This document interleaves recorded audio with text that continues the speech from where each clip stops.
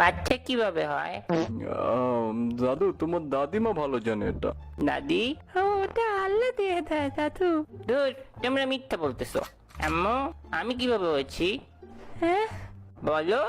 বিয়ে করলে আল্লাহ বাচ্চা দিয়েছে। আমি ওয়ালেট রেখে গেছি। আব্বু, কিরে? আমি কিভাবে দুনিয়া আসছি? I am glad you asked my বয়।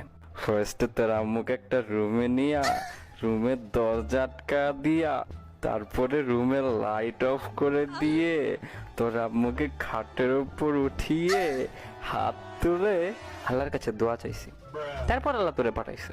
এটাই আমি ভাবছি করলে হয়। তাহলে ঠিক আছে, সারাদার কিছু হবে না। তোর বয়সে আমি নারুতো কোন বলতেও লজ্জা পেতাম, আর তুই এখন ইলু ইলু করে ফেলছিস। বন্ধুরে, একটা খুশির খবর আছে আর একটা দুঃখের খবর।